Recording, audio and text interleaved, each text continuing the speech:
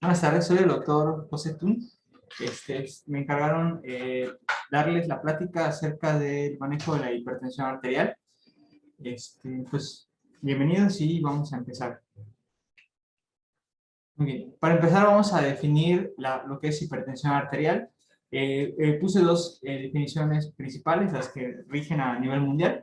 Una es de la Asociación Americana del Corazón, comúnmente conocida como AHA, que nos dice que la elevación es la elevación sostenida de la presión por encima de 130-80 milímetros de mercurio, mientras que la definición de la Sociedad Española Europea de Cardiología, en asociación con la Sociedad Española de Cardiología, ellos comentan o definen la hipertensión como la elevación de la presión arterial arriba de 140-90 milímetros de mercurio, tomada en el consultorio. Entonces aquí podemos ver las dos clasificaciones según ambas sociedades, cómo ellos clasifican la hipertensión arterial.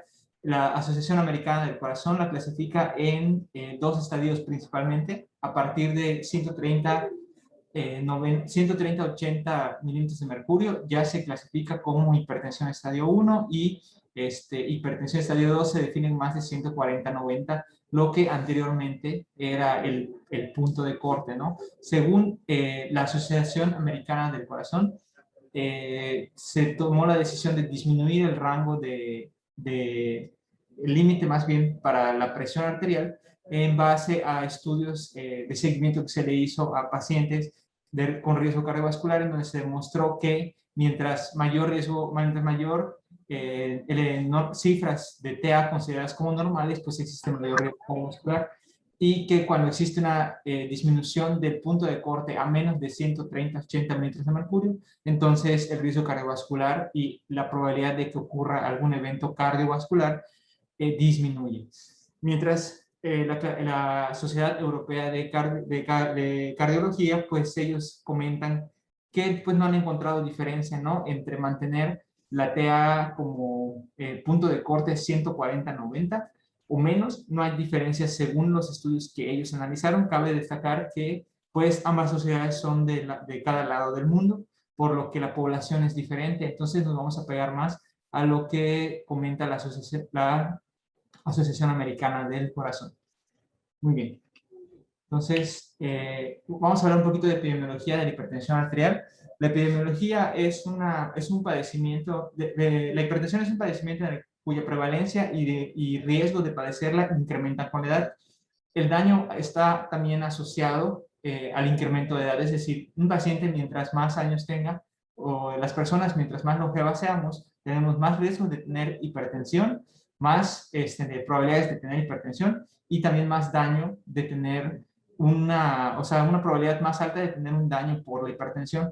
Se estima que en el mundo existen 1.130 millones de personas con hipertensión y según datos de la OMS, 2/3 de estos pacientes viven en países de ingresos bajos y medianos. En 2015, 1 de cada 4 hombres y 1 de cada 5 mujeres tenían hipertensión, de acuerdo a la última actualización que hizo la OMS acerca de esta epidemiología. Y 1 de cada 5 personas hipertensas tiene controlado el problema apenas. Y esto es a nivel mundial, no solamente en México. Pero ahorita vamos a ver las cifras, ¿no? Aquí podemos ver cómo está distribuida la hipertensión en porcentajes por edad y por raza, ¿no? Entonces vemos que mientras más se incrementa la edad, pues el riesgo de tenerla es mayor, ¿no? Mientras que dividido por etnias, los hispanos tenemos un riesgo muy elevado de tener hipertensión arterial a lo largo de la vida, en comparación con los blancos, por ejemplo, o con los asiáticos, y también con los, y solo super. Entonces, disculpen, ahora continuamos con la presentación, hablando un poquito más de la epidemiología a nivel nacional. De acuerdo a la encuesta de salud y nutrición de 2018, la ENSANUD 2018 dice que, pues, más bien encontró que el 25.5% de los adultos tenía hipertensión arterial, que corresponde aproximadamente a un total de 8 millones de mexicanos. El 40% desconocía ser hipertenso de este 25.5%, no sabía que tiene hipertensión y solo el 45.6% de los que ya se conocían hipertensos están controlados. Considerablemente este nivel de control o esta cantidad de personas controladas en México es considerablemente más bajo que en Cuba, donde el 85% de la población está en buen control, Estados Unidos con 65 y Chile con 56. Y esto lo atribuyen aparentemente al hecho de que en el control de la hipertensión participan principalmente médicos especialistas, de lo cual pues personalmente creo que podríamos entrenar bien al primer nivel para poder hacer el control de la hipertensión, ya que muchas veces solamente se trata de un ajuste de medicamentos y no es una hipertensión de difícil control. Aquí podemos ver en esta gráfica de abajo a la izquierda el porcentaje de población de más de 20 años que tenía un diagnóstico de hipertensión. En 2012 había un total de 16% de mujeres y un total de 18% de hombres. Perdón, un total de 16% de personas que representan el 9.3 millones de mexicanos, de los cuales 18% eran mujeres y 14% eran hombres. En 2018 vemos que la prevalencia se incrementó a 18.4%, pasando a 15 millones de personas, es decir, de 9 millones de personas hipertensas en 2012, en 2018 se encontró una prevalencia de 15.2 millones de personas. Y aquí podemos ver en el mapa que se encuentra a la derecha el porcentaje de población de cada estado. Y podemos ver que Yucatán está en un rango alto, con un porcentaje de 21% de la población que se encuentra hipertensa, y las entidades que tienen los porcentajes más altos pues son Campeche, Sonora, Veracruz, Chihuahua y Coahuila. Entonces, pues estamos igual en el camino de la hipertensión. Antes, para poder entender el problema de la hipertensión, hay que saber bien qué factores de riesgo tenemos para poder desarrollar hipertensión. De acuerdo a la Sociedad Americana del Corazón, tenemos una serie de factores de riesgo, de los cuales algunos son modificables y otros no se pueden modificar o son relativamente inmodificables. Entonces, a la izquierda tenemos los modificables, que son pues el consumo de cigarros, el consumo de cigarrillos, la diabetes mellitus, la dislipidemia, sobre todo la hipercolesterolemia, el sobrepeso y la obesidad, y la inactividad, o sea, el sedentarismo y una dieta poco saludable, ¿no? Mientras que esos se llaman factores modificables porque nosotros tenemos la responsabilidad de cambiar nuestro estilo de vida. Los factores que son relativamente no modificables están la enfermedad renal crónica, tener historia familiar, tener pues edad avanzada, un estatus socioeconómico disminuido, los hombres y trastornos como la apnea del sueño y el estrés psicosocial. Y se llaman relativamente modificables porque muchas de esas cuestiones se podrían eliminar si pues tenemos un poquito más de organización y de atención a nuestra propia salud. Otros factores de riesgo que comenta la Sociedad Europea del Corazón están documentados en esta tabla. La Sociedad Europea del Corazón, además de los riesgos que ya les comenté, establece una serie de pues, asociaciones para poder determinar el riesgo que tiene un paciente de tener un riesgo cardiovascular una vez que se le determina que tiene hipertensión. Entonces, realmente estos estudios se hicieron en europeos, por lo cual no es traspolable a nuestra población y no se puede utilizar el sistema SCORE para determinar nuestro riesgo cardiovascular, pero me pareció importante saber o mostrarles que aquí están incluidos los eventos cardiovasculares, la diabetes mellitus, que ya tiene un daño de órgano, por ejemplo, tener insuficiencia renal, tener retinopatía diabética, tener una insuficiencia renal ya severa y tener otros marcadores de inflamación, como por ejemplo el colesterol de más de 310, y una hipertensión muy elevada, así como la mayoría de los pacientes con diabetes mellitus de por sí tienen un riesgo elevado de tener un accidente cardiovascular cuando ya presentan hipertensión. De forma que si lo podemos ver cómo ser diabético o hipertenso provoca el mayor riesgo cardiovascular de tener un evento coronario o un evento isquémico a nivel cerebral. En cuanto a la fisiopatología de la enfermedad, tenemos que tener en cuenta que son 6 principales puntos los que debemos entender para poder, pues, dominar la fisiopatología, entender la enfermedad y, pues, obviamente darle tratamiento, ¿no? Entonces, en el lado izquierdo puse los que son relativamente incontrolables, como la genética, los factores ambientales y el volumen intravascular. En el lado derecho están los que corresponden netamente al metabolismo interno, como el sistema nervioso simpático, el eje renina-angiotensina-aldosterona y el endotelio vascular. Muy bien, entonces vamos a describir cada uno de ellos. En cuanto a la genética, a pesar de que se ha visto que existen familias que suelen tener todos hipertensión, lo que llamamos agregación familiar, es muy poco el impacto que tiene la genética en el desarrollo de la hipertensión. Solo se han detectado algunos genes defectuosos que podrían contribuir a que los sistemas como el sistema nervioso simpático y el eje renina-angiotensina-aldosterona tengan un mal funcionamiento y por tanto la hipertensión, o sea, la presión no se pueda controlar adecuadamente. Entonces, la genética tiene muy poco impacto en el desarrollo de la enfermedad. Los factores ambientales se ha demostrado que tienen un mayor impacto en el desarrollo de la enfermedad. Entre estos factores ambientales, pues están el sedentarismo, el consumo de grasas saturadas, sobre todo grasas trans, y el consumo de sal, de donde se desprende el concepto de sensibilidad a la sal, lo cual significa que un paciente cuando consume sal incrementa su presión arterial arriba del 10%, aproximadamente un 10%.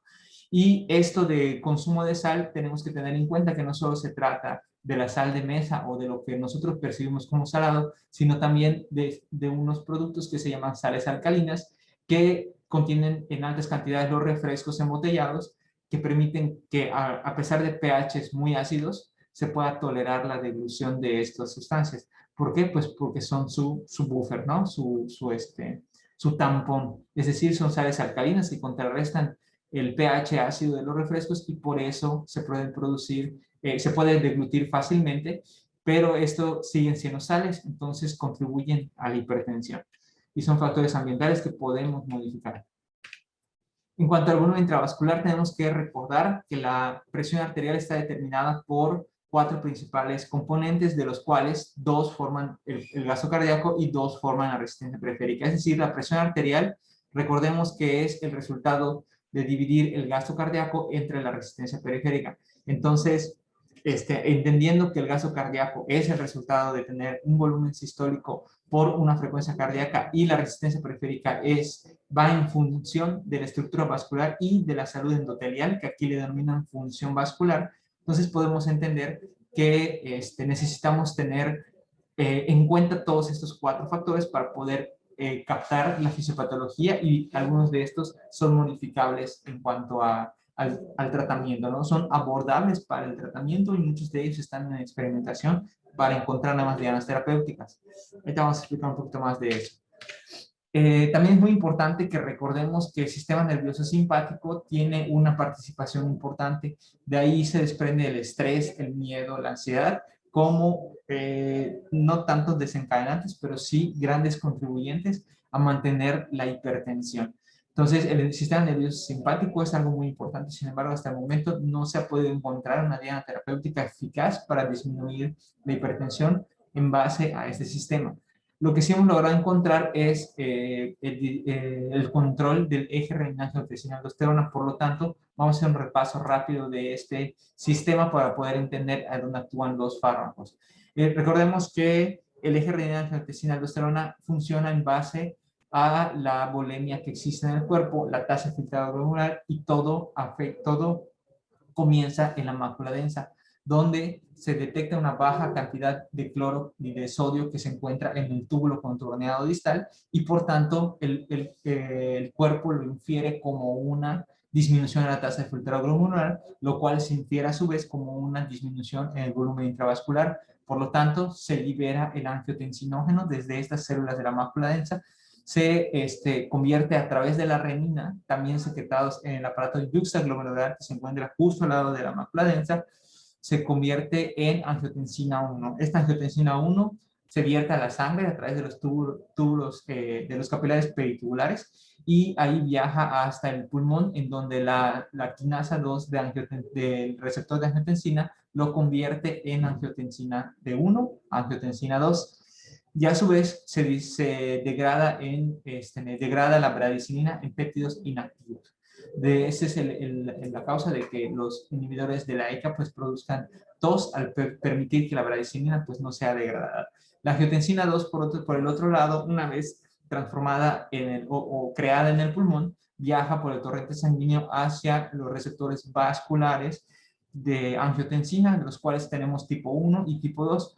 Los receptores de tipo 1 se encuentran, además del endotelio vascular, en las células principales del túbulo contorneado distal, donde se produce aldosterona, donde funcionan a través de la producción de aldosterona, y en la médula suprarrenal también tenemos receptores de tipo angiotensina 1, donde también se produce la aldosterona, de forma que la aldosterona finalmente viaja hasta el riñón, hacia el túbulo contorneado distal, y permite la reabsorción de sodio y la reabsorción, por tanto, de cloro y de agua, y por eso permite mantener el agua intrarrenal, es decir, de la luz del túbulo renal hacia los capilares peritubulares, y por tanto reciclar el agua para mantener el agua intravascular y con eso disminuir la diuresis. Entonces, así funciona el eje renina-angiotensina-aldosterona.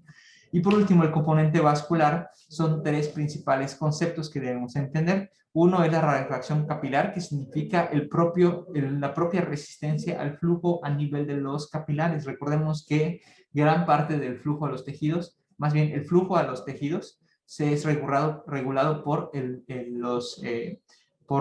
endotelio capilar. Entonces, la resistencia que encuentra la sangre en estos capilares y la resistencia a la insulina son lo que se constituye o se conoce como rarefacción capilar. La hipertrofia de la capa media es algo que sucede con el paso de los años y con el paso de los factores ambientales, que aumenta el tono arterial hasta un nivel basal más elevado. Y por último, la rigidez de las grandes arterias, que sucede más en los pacientes que tienen una edad avanzada.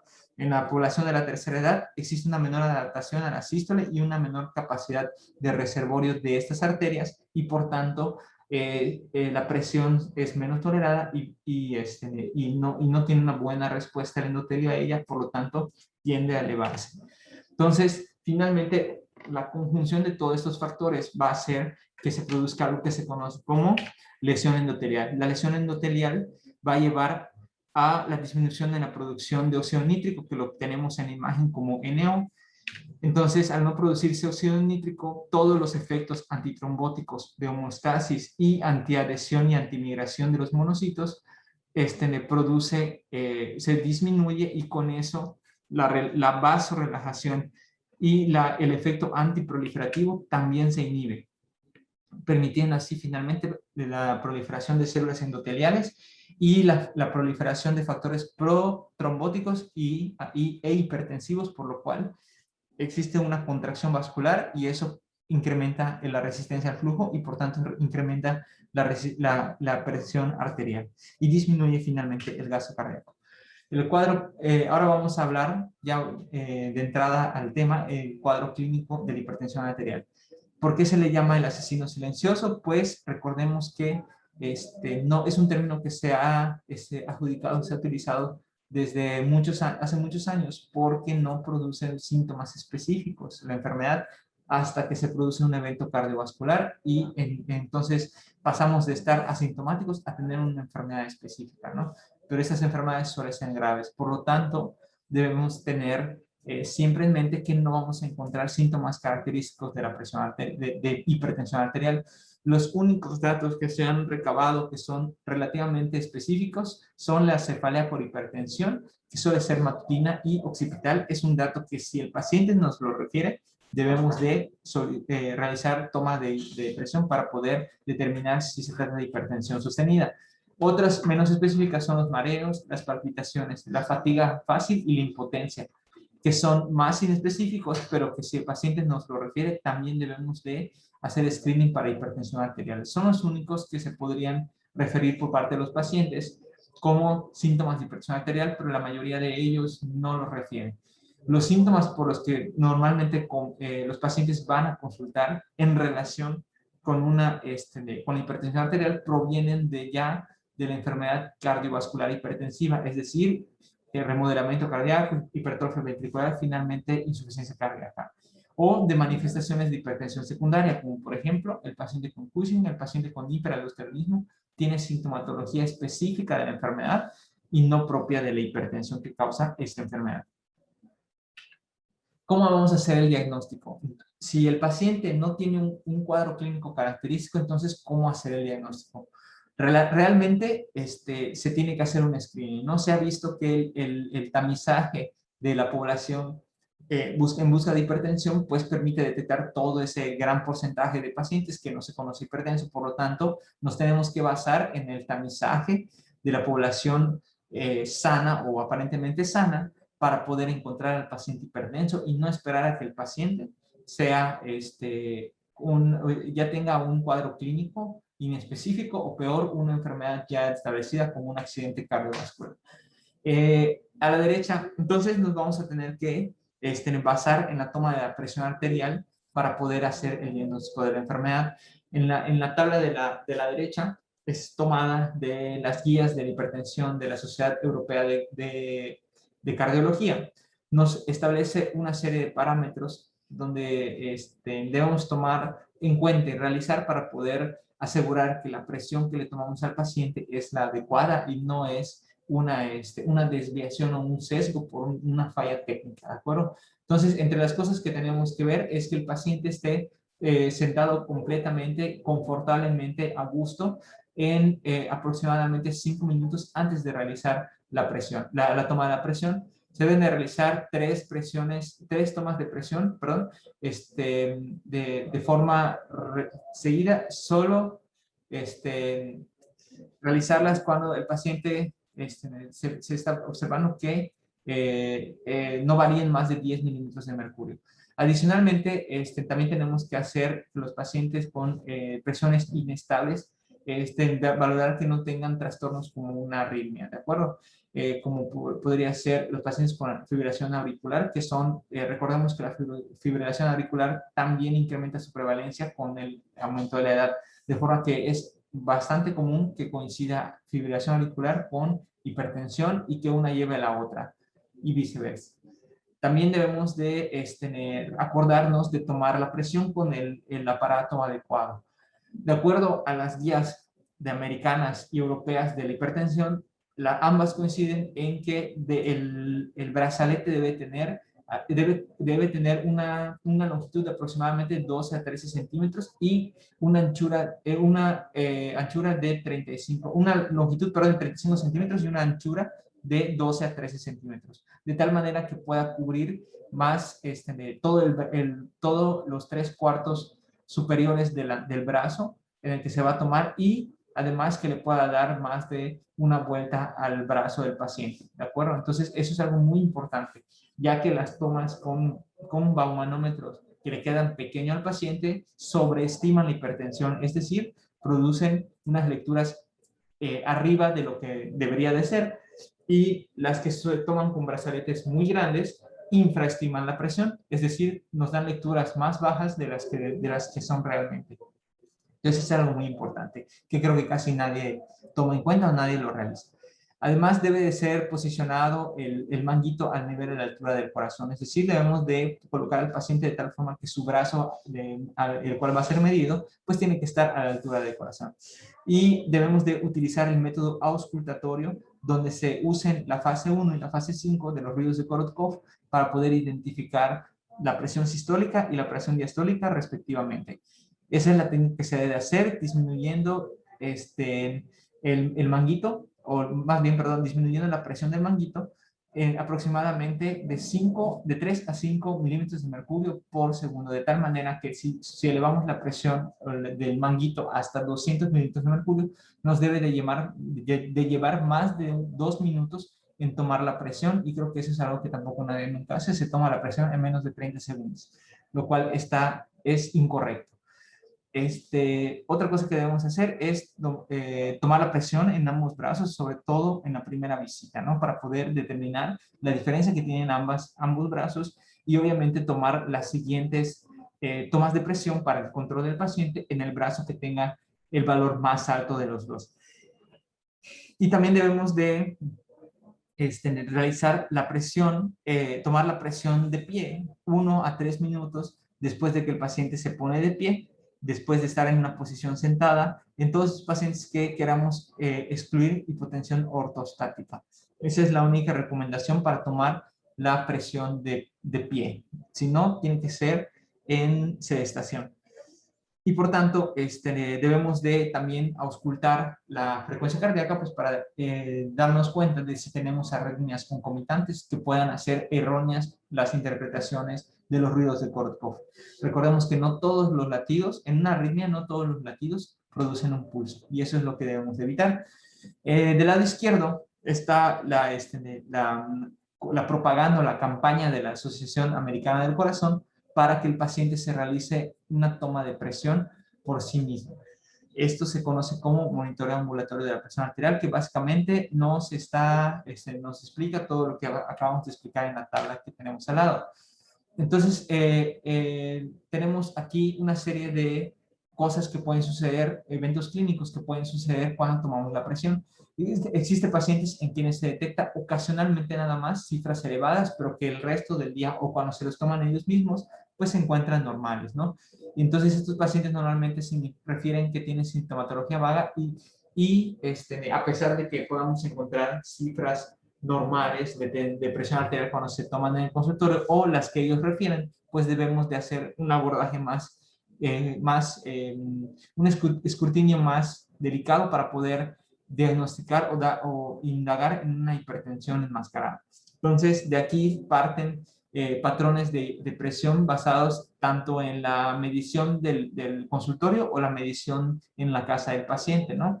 Entonces, tenemos 4 estadios que según la Asociación Americana del Corazón nos permiten clasificarla de acuerdo a cuándo se hipertensa el paciente, ¿no? Estamos los pacientes normotensos que no tienen hipertensión ni en el consultorio, ni tienen en ni tienen en ni en su domicilio, ¿no?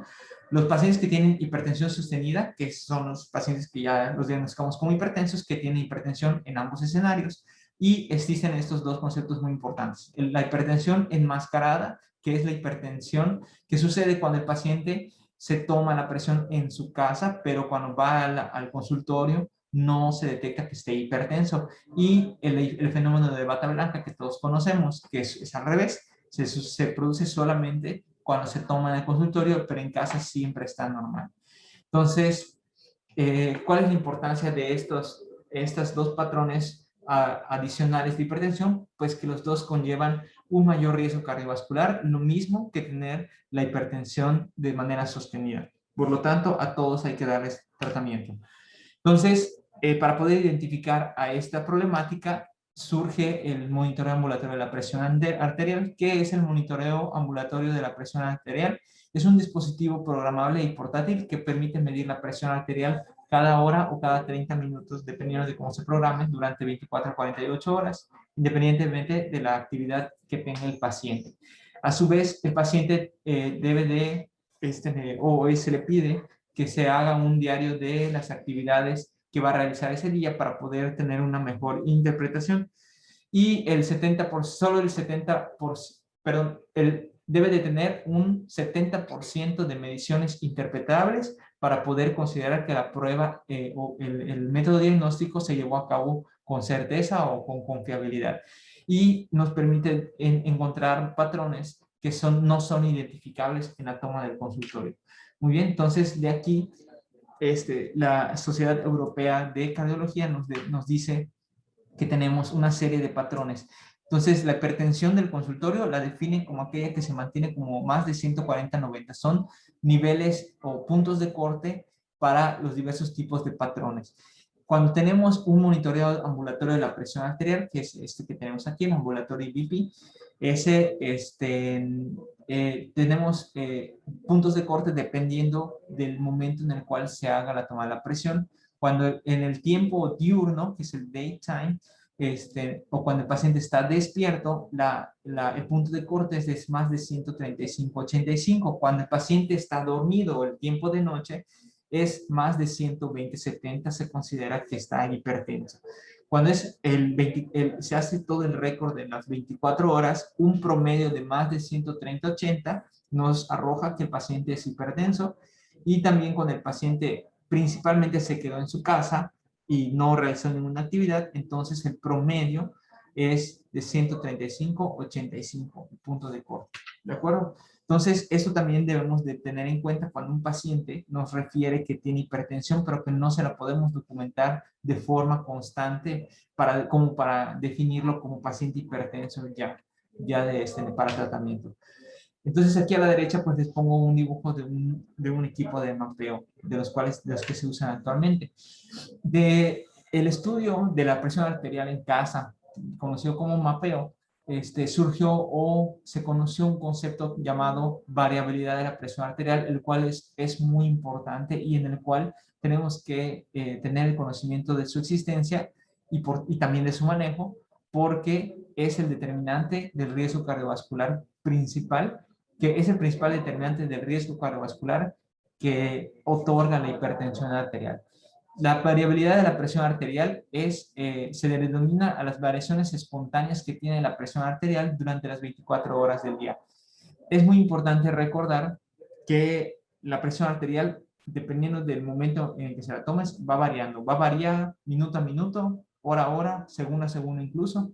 Entonces, la presión que nos tomemos ahorita no es la misma que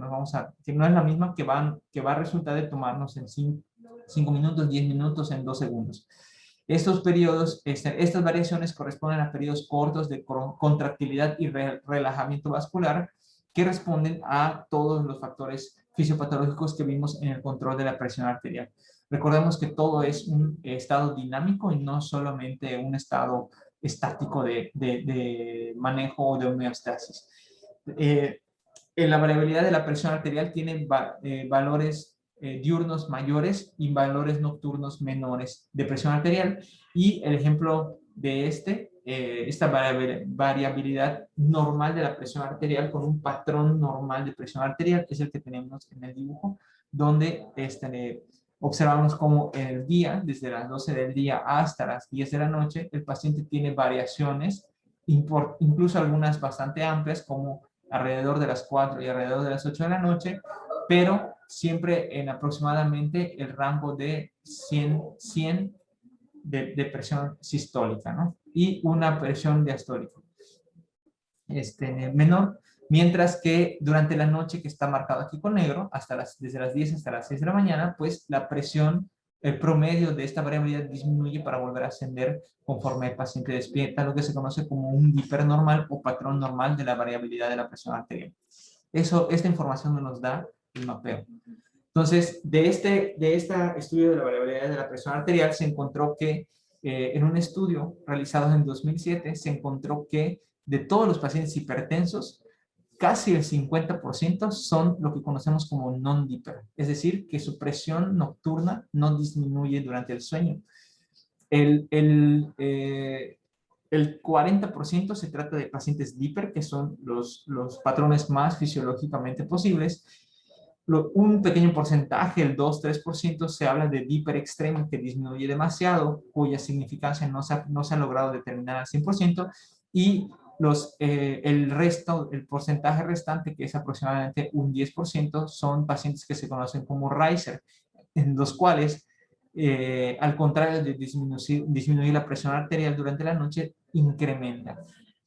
El peor patrón, o el patrón que produce mayor riesgo cardiovascular y mayor riesgo de muerte súbita, es el patrón non-dipper, y nos podemos dar cuenta que es casi la mitad de todos los pacientes hipertensos que tenemos. También se ha asociado con otros problemas de salud. Por ejemplo, los pacientes, en esta gráfica podemos ver 2 columnas dependiendo de si son dipper o no dipper. Y entonces vemos que los pacientes que son pacientes dipper tienen un riesgo de desarrollo de insuficiencia renal menor, que está en gris, ¿no? Que con los pacientes que tienen non-dipper, de producir de tener evolución a insuficiencia renal, lo mismo de que tener accidentes cardiovasculares, es menor que los pacientes no DIPER. Entonces, aquí les voy a poner unos ejemplos de cómo hacer el diagnóstico de estos patrones de hipertensión. El principal, este que se encuentra, les estoy mostrando en pantalla actualmente, es un patrón normal. Es un paciente que tiene una presión, una presión arterial constantemente elevada durante el día y que se encuentra ligeramente disminución durante la noche, pero sigue estando elevada. De tal forma que se conoce, el diagnóstico viene a ser una hipertensión diurna o una hipertensión sostenida con una disminución de la presión nocturna o dipping, lo cual constituye el patrón de hipertensión pues más benigno. Entonces, el siguiente, estos dos patrones son ya patrones más anormales. El de arriba, el que se denomina figura 1, es un patrón de variabilidad en donde en el día el paciente se encuentra normal y durante la noche tiene una presión disminuida. Sin embargo, la presión se incrementa solamente cuando el paciente visita al médico y entonces que son los puntos que vemos aquí al inicio de la gráfica, alrededor de las 11 de la mañana, y aquí a las entre 10 y 11 de la mañana en este estudio que se hizo tomando la presión a esa hora de los pacientes. Entonces vemos que el paciente está normal, menos de 120/80 la variabilidad, incluso con disminución durante la noche, pero al tomar la presión incrementa considerablemente hasta durante una hora, hasta durante 2 o 3 horas, perdón. Entonces, esto se conoce como el diagnóstico es una hipertensión de la bata blanca. En el de abajo es el paciente que cuando se le toma la presión durante la consulta, pues disminuye, que es aquí alrededor de las 12 a 1 de la tarde. Pero cuando realiza sus actividades normales, vemos como de por sí se encuentra muy elevada, ¿no? Disminuyendo hacia la tarde y en la noche tiene una disminución, aunque tiene picos importantes, pero en el día otra vez vuelve a elevarse. Sin embargo, empieza a disminuir al momento en el que se le va a hacer la siguiente toma. Esto se conoce como hipertensión enmascarada y también el mapa es una herramienta muy útil para esto. El siguiente es el patrón de... Muy bien, continuando ya para terminar, encontramos que este último patrón es el patrón de... estamos viendo los patrones de hipertensión. Este es el último, perdón, en donde podemos ver que el paciente tiene la presión arterial con tendencia a la elevación, pero en el periodo nocturno no tiene un descenso de esta presión, y esto se conoce como el patrón no dipping de hipertensión. Es el patrón que concede o conlleva el riesgo más alto de tener un accidente cardiovascular y muerte súbita.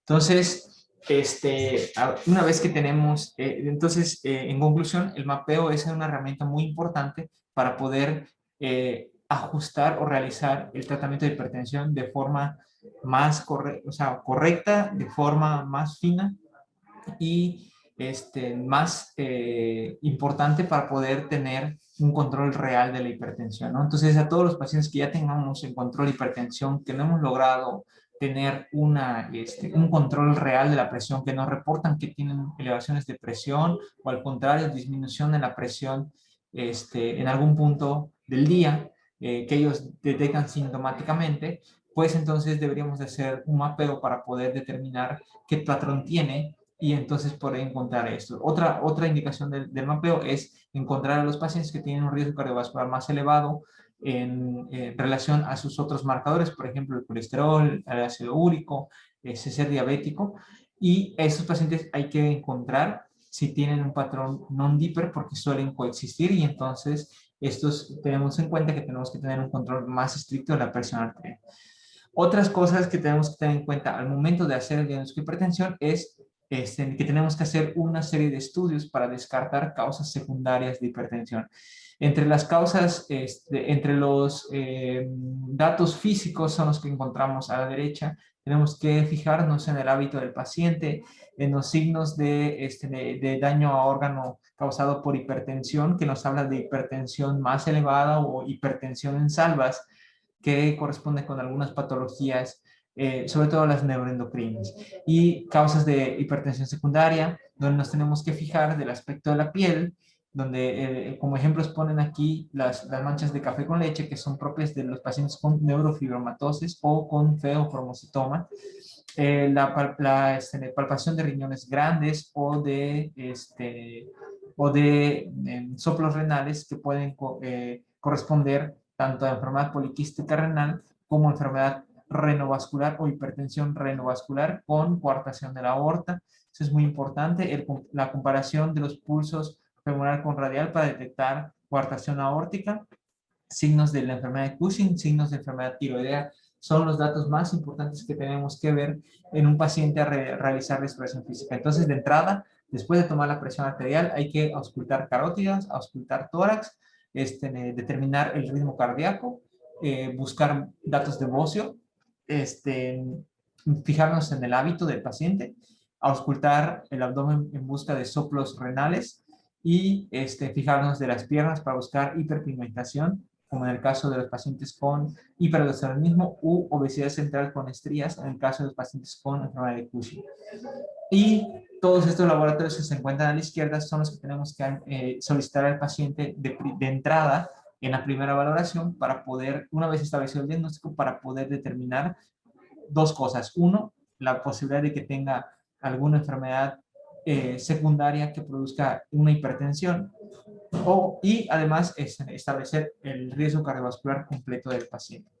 Muy bien, entonces la Asociación Americana del Corazón también nos pone otros tipos de otros datos clínicos para buscar hipertensión secundaria, ¿no? Entonces pues, debemos tomar en cuenta estas situaciones que están aquí a la derecha. La labilidad en la presión, que ya les habíamos comentado, que hay pacientes que dicen que se hipotensa, ¿no? Y siempre decimos que pues no se toman bien, que se lo atribuimos a otra cosa que no sea hipotensión, pero la labilidad en la presión puede ser una causa de hipertensión secundaria.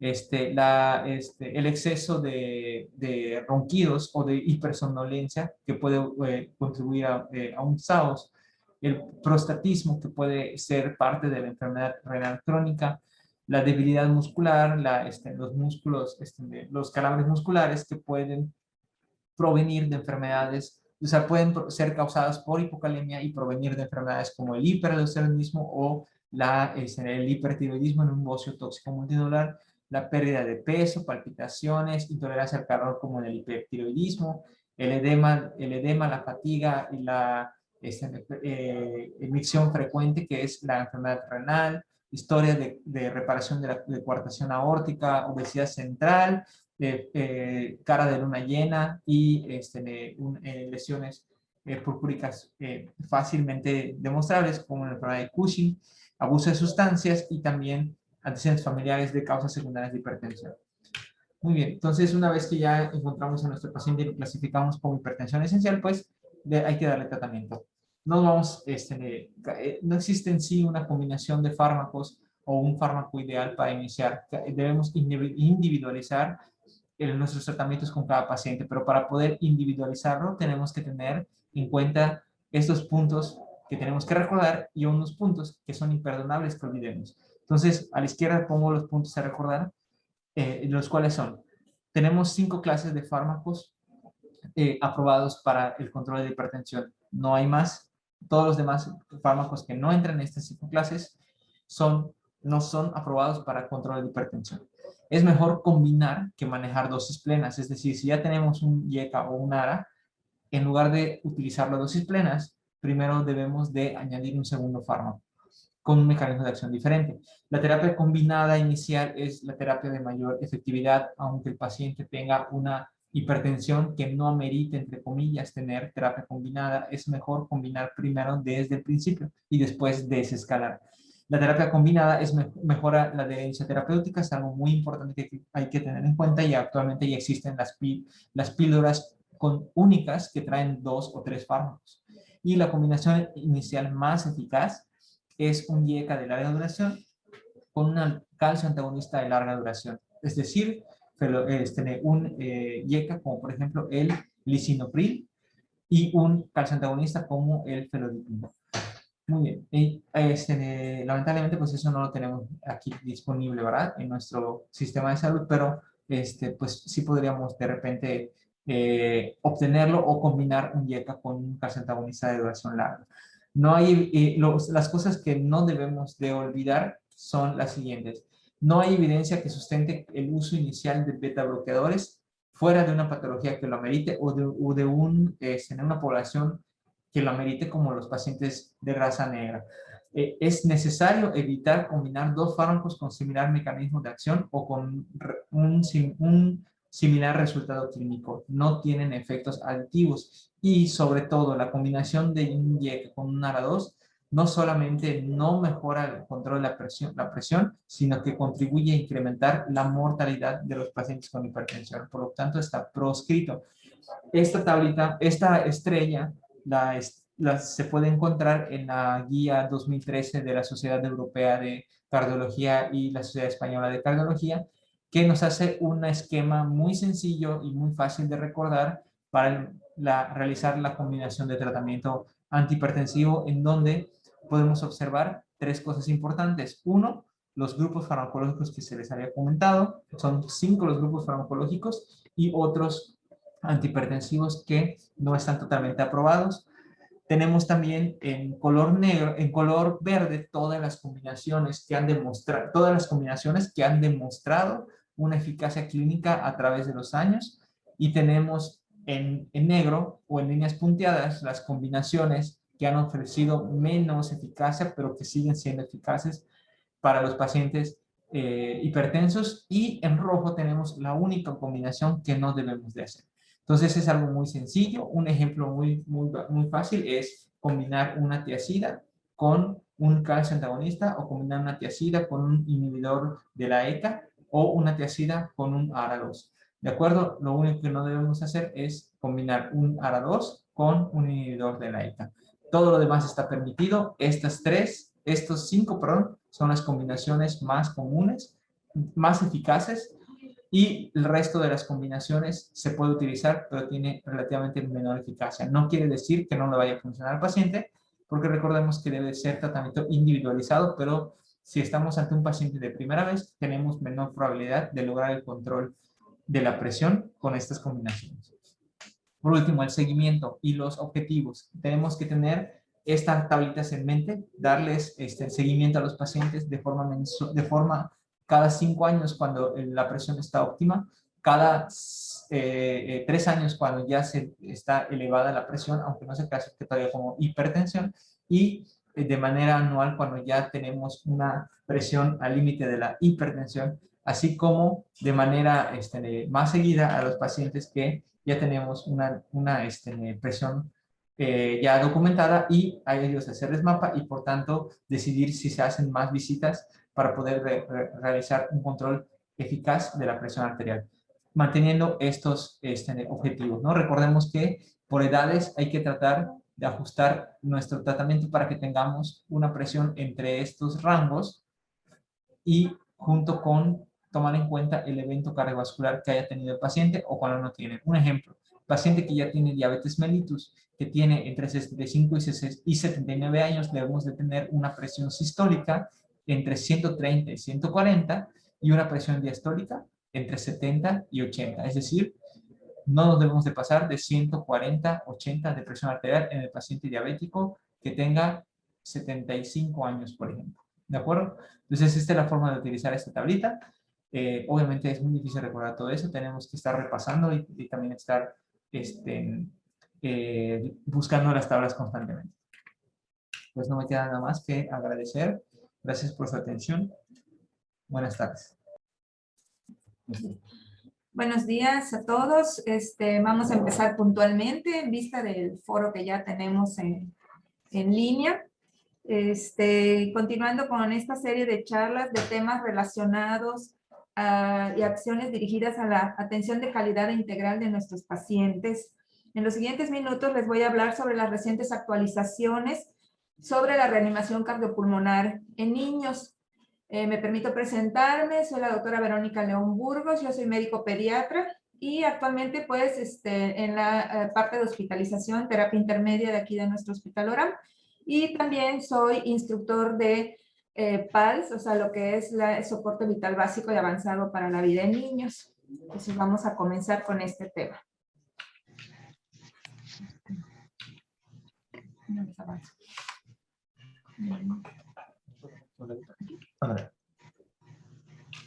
Avanza.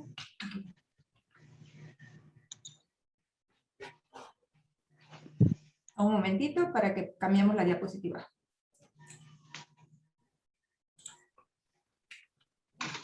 Muy bien, ya tenemos la siguiente. Bueno, en primer lugar, me permito comentarles que en la búsqueda de información relacionada con la RCP pediátrica en lo que es el CENETEC, o sea, donde encontramos todas nuestras guías de práctica clínica, encontré únicamente estas dos guías que pueden ver ustedes en la pantalla, la de los adultos y la relacionada a las intervenciones de enfermería durante la reanimación cardiopulmonar en el neonato.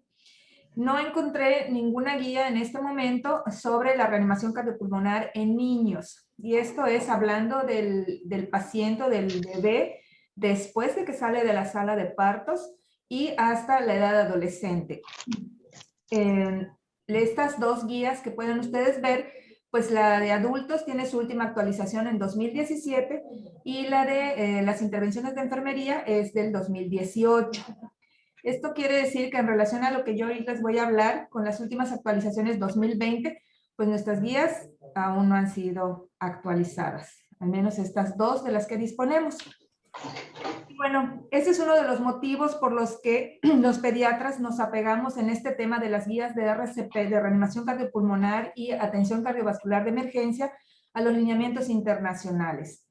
Que a través de los años, bueno, son muchas personas que se han dedicado a este tipo de atención de emergencia, se han organizado y han formado comités en todo el mundo, asociaciones o fundaciones que bajo el análisis de cientos de estudios durante los años o cada año, emiten las recomendaciones relacionadas a la reanimación cardiopulmonar desde el recién nacido hasta la adulta.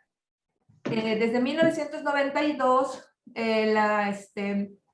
el Comité Internacional de Enlace para todas estas asociaciones, el ILCOT, es el que se encarga de coordinar estos análisis y finalmente emitir las recomendaciones aproximadamente con intervalos de cada 5 años.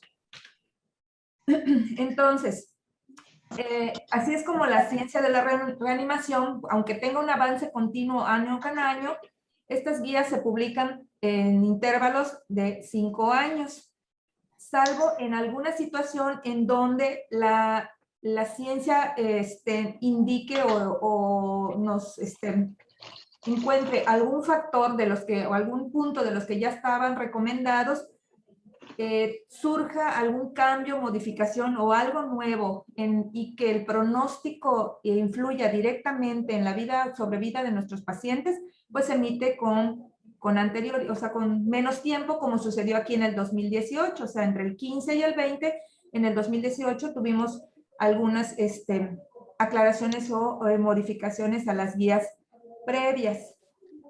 Las que vamos a analizar el día de hoy, que son estas, las de 2020, pues salieron apenas en octubre pasado. Y bueno, para ¿por qué no quitar el dedo del renglón sobre la reanimación cardiopulmonar pediátrica? Bueno, aunque las tasas de sobrevivencia en general para otros países ha mejorado desde el punto de vista de la atención intrahospitalaria, no es así las tasas de sobrevivencia cuando hablamos de la atención prehospitalaria, y esto principalmente para los lactantes. O sea, estamos hablando de los niños menores de 1 año, mayores de 2 años, que sufren algún evento de paro extra fuera de un hospital, pues su sobrevida, el pronóstico es menor. En Estados Unidos, más de 20,000 niños y lactantes sufren de un paro cardiorrespiratorio cada año. Pero para nosotros, en nuestro entorno, ¿qué es lo que significa? El año pasado... ¿Pero cuál es el link? La División de Pediatría registró 50 ¿En dónde entraste? De 1,532. ¿El link cuál es? Esto representa que al menos 3.2 pacientes tuvieron un evento de paro cardiorrespiratorio y recibieron reanimación cardiopulmonar. Esta cifra no es la real a los eventos de RCP que se realizan, porque los que son exitosos, o sea, que logramos la restauración de la circulación espontánea en los pacientes, pues esos registros no los tenemos desafortunadamente, ¿sí? Entonces, es muy probable que un mayor porcentaje de procesos de reanimación en niños lactantes se realicen en nuestro hospital. También hay que señalar, es importante que yo les diga que las causas del paro cardiorrespiratorio en los niños es muy diferente respecto al adulto.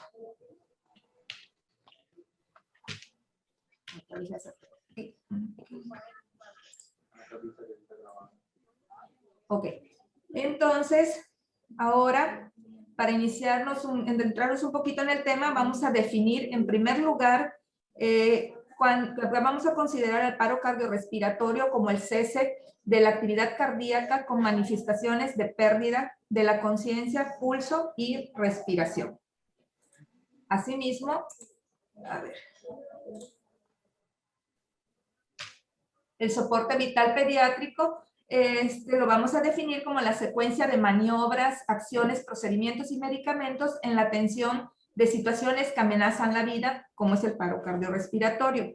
Estas acciones y medidas se dividen en acciones básicas y acciones avanzadas.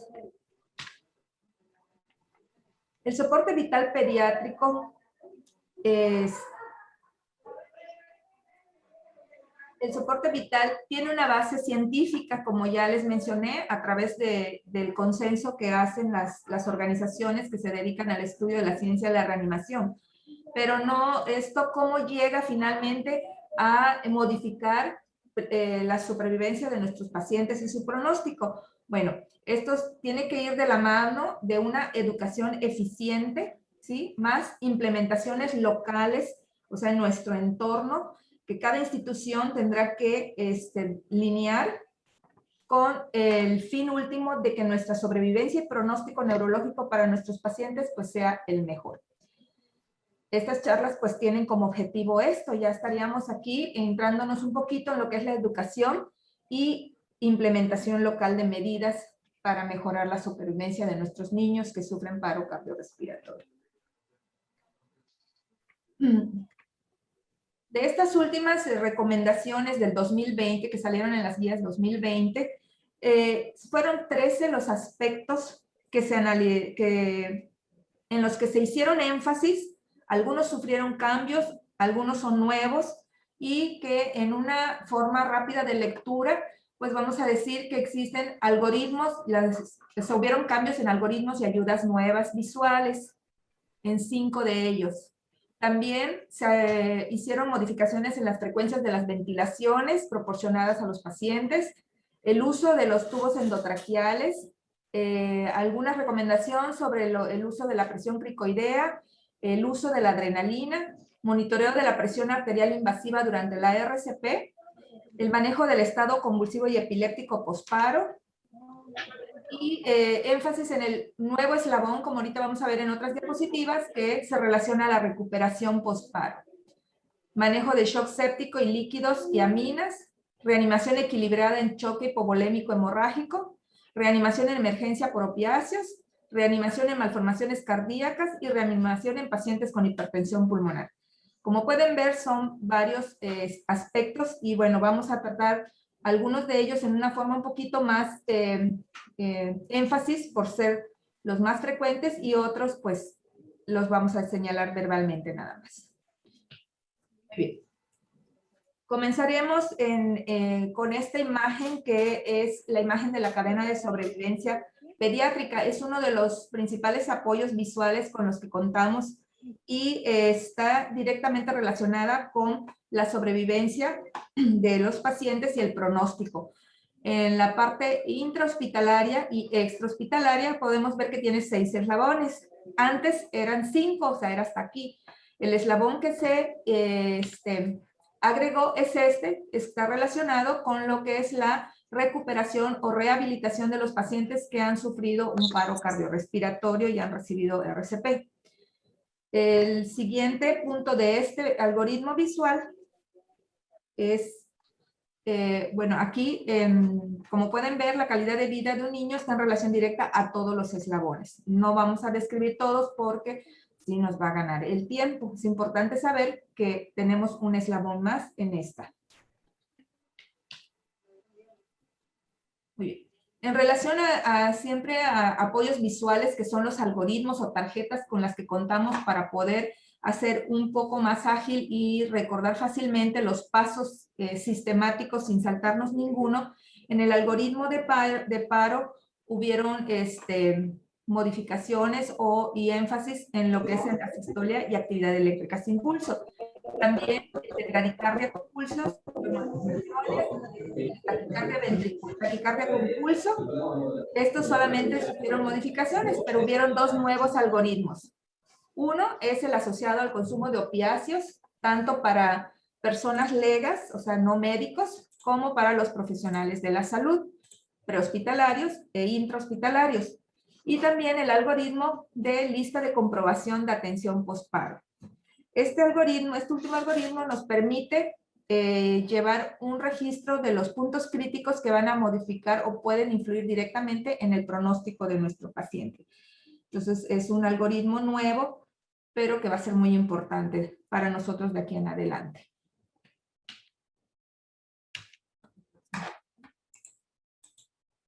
¿Okay? En el algoritmo de paro, aquí nos vamos a centrar específicamente en primer lugar, se reafirmaron los aspectos de una RCP de alta calidad, que son el comprimir fuerte y rápido, permitir una reexpansión completa del tórax, minimizar las interrupciones durante las compresiones, realizar cambios cada 2 minutos del compresor para evitar fatiga y que esto influya en la calidad de la RCP, y también el de proporcionar las ventilaciones en forma efectiva y eficaz. Asimismo, también está el énfasis en lo que es la administración de la adrenalina o epinefrina. En este flujograma o algoritmo, cuando nuestro paciente esté en este lado del algoritmo, o sea, que es asistolia o actividad eléctrica sin pulso, el uso de la adrenalina no modificó en cuanto a dosis, únicamente en lo que es la leyenda de administrarla en cuanto esté lista. Y esto idealmente, según los estudios, debe de ser en los primeros 5 minutos de suceso de un paro, no del inicio de la reanimación, sino idealmente en los primeros 5 minutos del suceso de un paro. ¿Sí? Los algoritmos nuevos a los que me referí inicialmente en estos apoyos visuales, pues tenemos este algoritmo que es el de la emergencia por uso de narcóticos. Podríamos pensar que en nuestro entorno no es tan frecuente el recibir niños con sobredosis por opiáceos.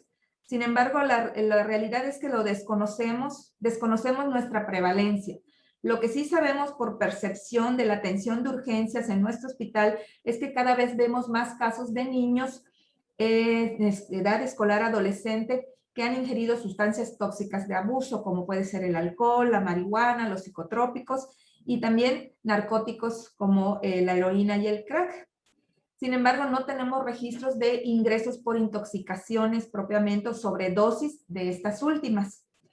En otros países, como Estados Unidos, que son uno de los líderes en estos estudios, pues ellos lo ven incluso en forma prehospitalaria muy frecuentemente, y ese es el motivo por el que este flujograma de acciones que hay tanto para el personal no médico como para el personal paramédico y personal intrahospitalario, el personal médico, valga la redundancia, en cuanto al uso de la naloxona cuando se sospecha de esta situación.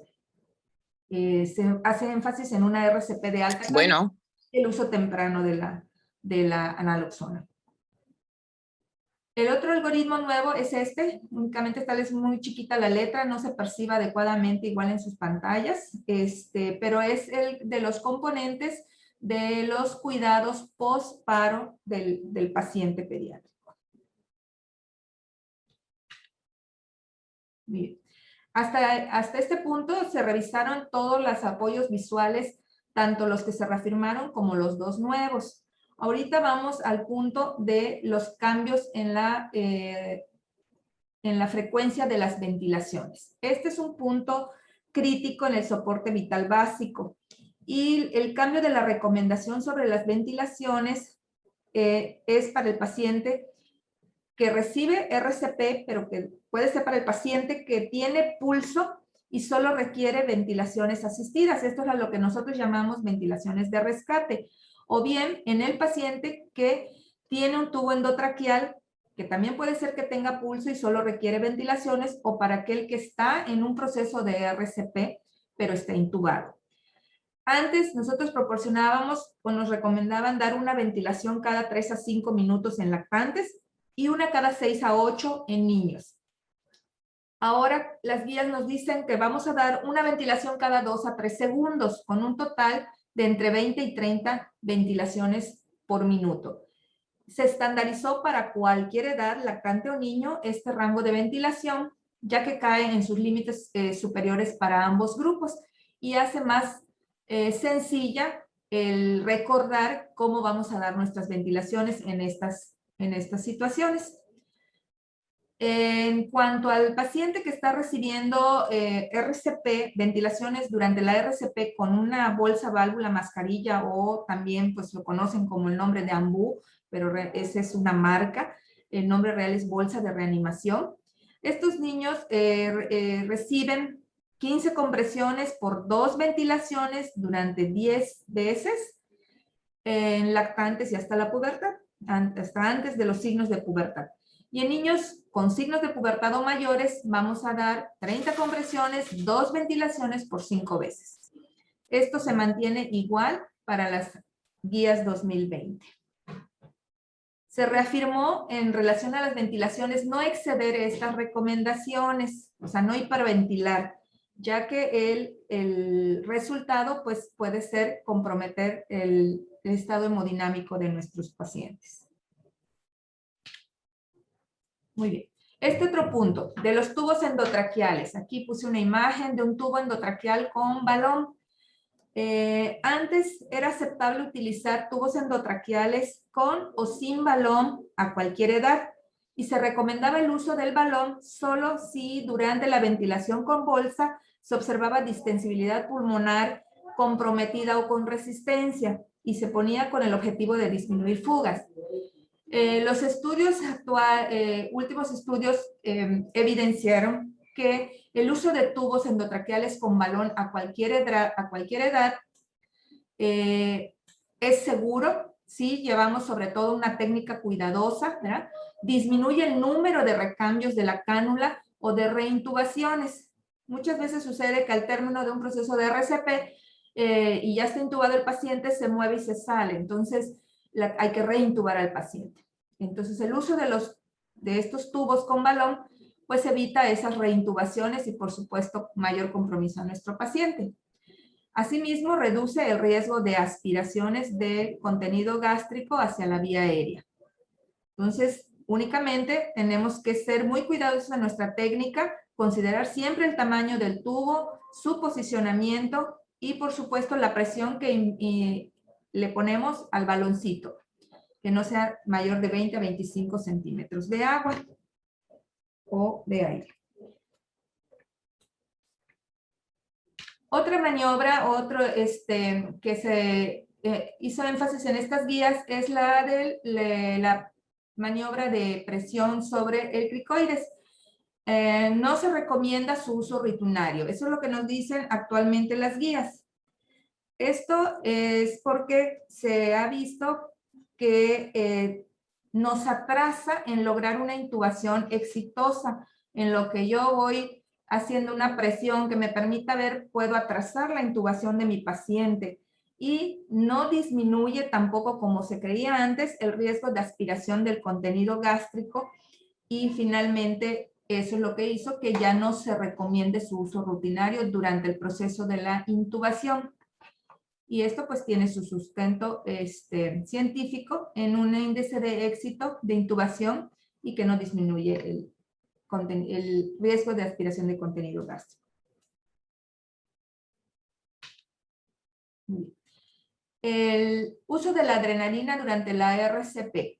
Ya en el algoritmo anterior les hice el señalamiento de que, bueno, no hubo cambios en general en el algoritmo de paro, se ratificó la RCP de alta calidad y únicamente cambió el lenguaje respecto al uso de la adrenalina en el algoritmo de asistolia o actividad eléctrica sin pulso, quedando como administrar tan pronto como sea posible. Esto es en este flujograma. Si recuerdan, en el flujograma había unas acciones en el lado pues, derecho, lo van a ver de su pantalla, que es el algoritmo de paro por FB o TB, que es fibrilación ventricular o taquicardia ventricular sin pulso. A este respecto, el uso de la adrenalina sigue considerándose después de la terapia eléctrica. No ha revertido, si no se ha revertido el ritmo de colapso después de la segunda descarga y se administra durante compresiones. En esa parte del algoritmo no hubo cambios respecto al uso de la adrenalina. Muy bien. En cuanto a la presión arterial y su monitoreo durante el proceso de la reanimación cardiopulmonar, esto es para aquellos pacientes que pudieran estar en una terapia intensiva o en una sala de emergencias y que tienen una línea arterial ya instalada.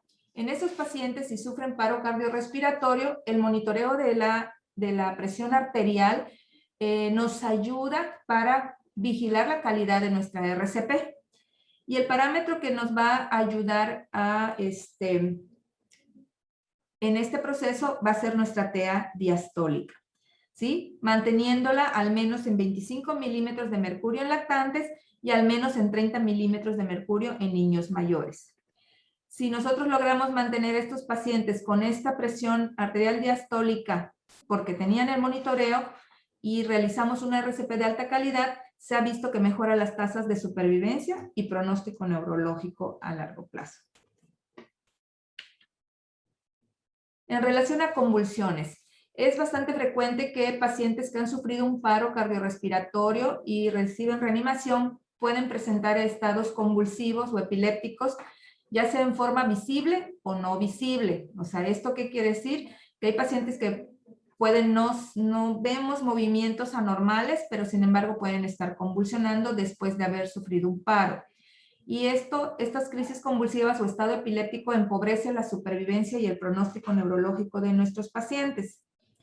Antes nos decían las guías anteriores, se debe diagnosticar la crisis convulsiva tras el paro por un electroencefalograma e interpretar inmediatamente, manteniendo un monitoreo continuo y frecuente.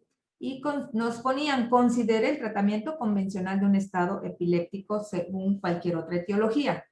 En las guías actuales nos dicen, se recomienda un monitoreo electroencefalográfico continuo tras haber logrado restaurar la circulación espontánea en un paciente que recibió reanimación cardiopulmonar. Y si la encefalopatía, o también en aquellos pacientes que persisten en un estado de coma posparo por la encefalopatía que condiciona la asfixia. Trate enérgicamente, es lo que nos dicen las guías, no nos ponen ahora considere, sino hay que tratar enérgicamente el estado convulsivo, sea visible o no visible tras un paro.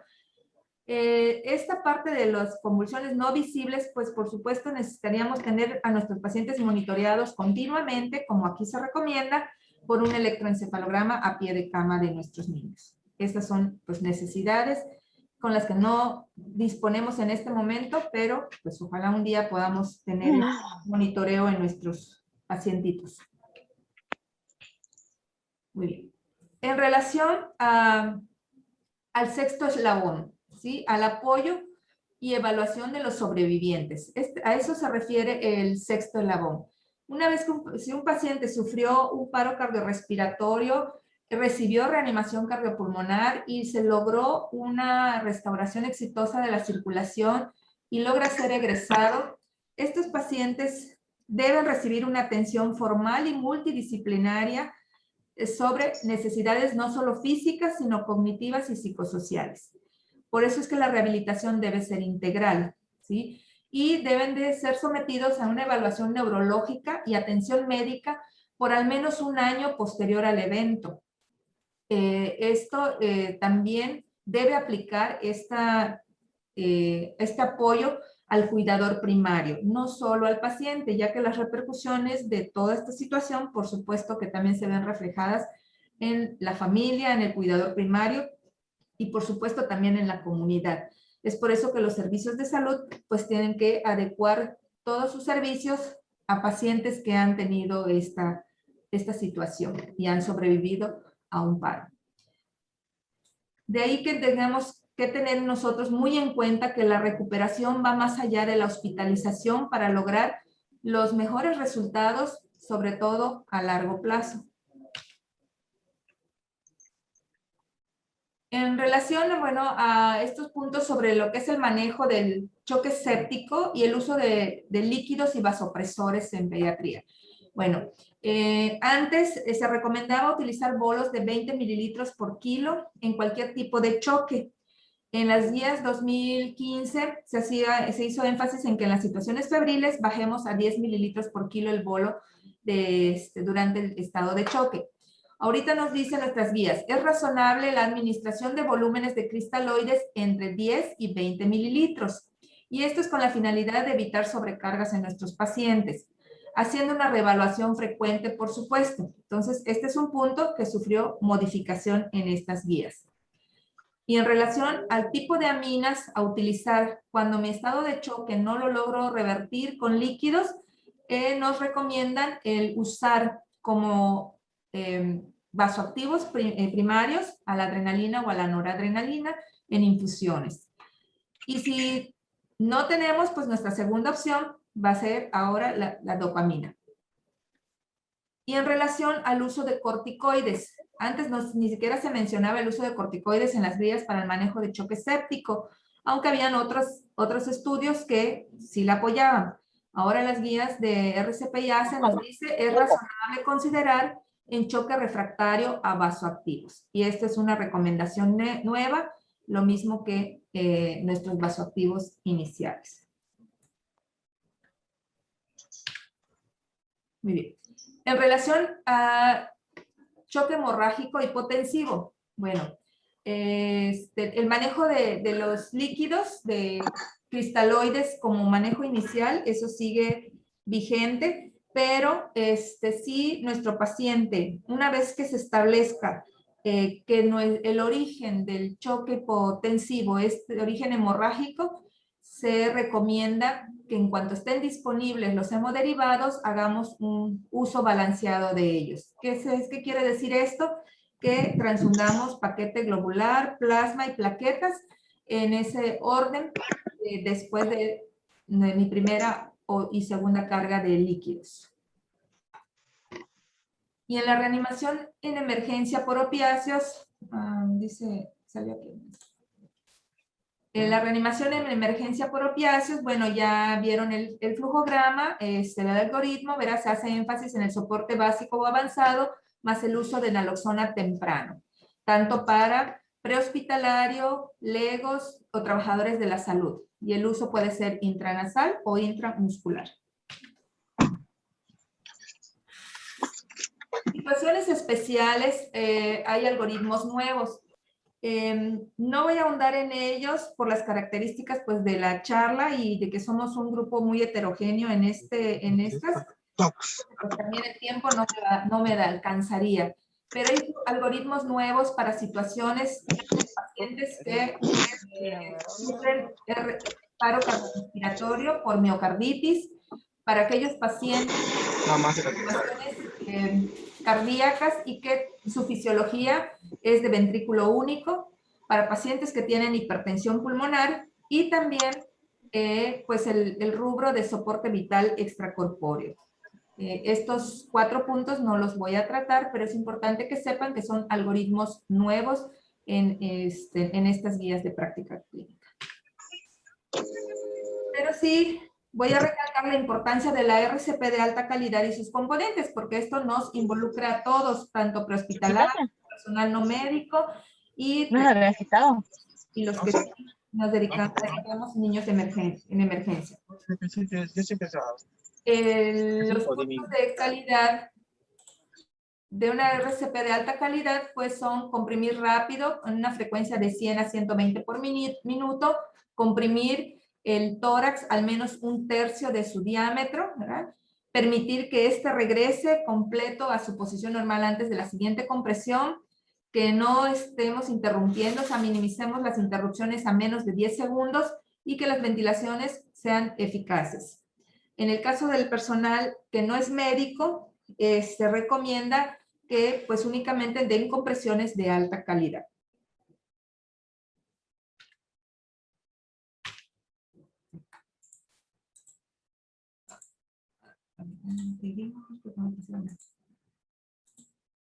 Ok.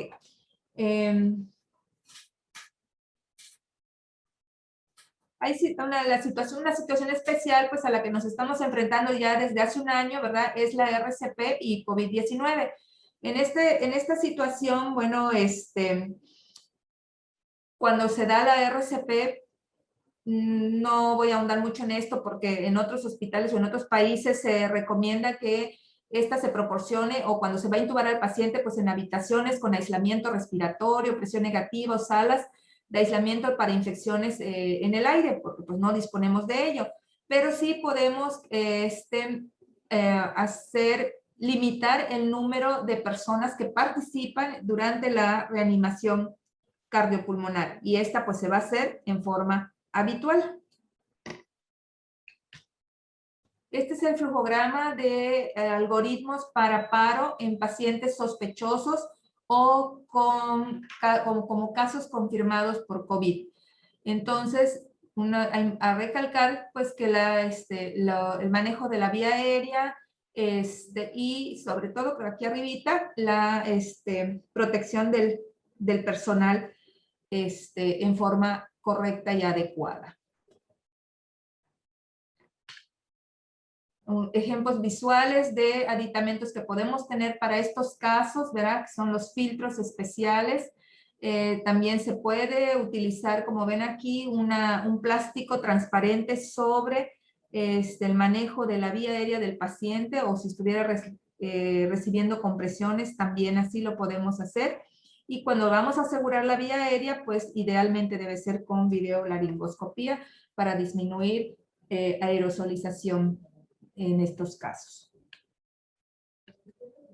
Y finalmente, volvemos a este flujograma, a este esquema, en donde la ciencia médica, ¿verdad? En este caso, nuestras últimas guías de RCP y atención cardiovascular de emergencia, debemos de llevarlas hacia una implementación educacional para todos, o sea, para personal no médico, para personal paramédico y por supuesto para los médicos en todos los ámbitos, en lo que a nosotros respecta, pues parte pediatría, más la implementación local que pues corresponde a nuestras autoridades locales y vigilantes de la calidad de la atención de la salud, pues como es este foro, para llevar primero el conocimiento y tratar de aterrizar en implementaciones de estos algoritmos que redunden finalmente en una supervivencia mayor de nuestros pacientes que sufren paro, pero sobre todo con mejor pronóstico neurológico a largo plazo. Y esta imagen es muy bonita y es de los primeros libros de PALS, de donde siempre la agarro porque vemos cómo desde abordar a un niño que sufre un paro cardiorrespiratorio, cómo nosotros podemos irlo ayudando a través de todo el proceso, no solo de la RCP, sino de los cuidados posparo y ahora de la recuperación hacia una integración adecuada a la sociedad. Y bueno, eso es el tema que yo les vine a traer. Es un poquito, son muchos puntos, ¿verdad? Traté de aterrizar los que considero críticos y prioritarios y que dar a conocer en este foro. Si hay preguntas, ¿no hay preguntas? Muy bien, pues buenas tardes a todos y muchas gracias por escuchar.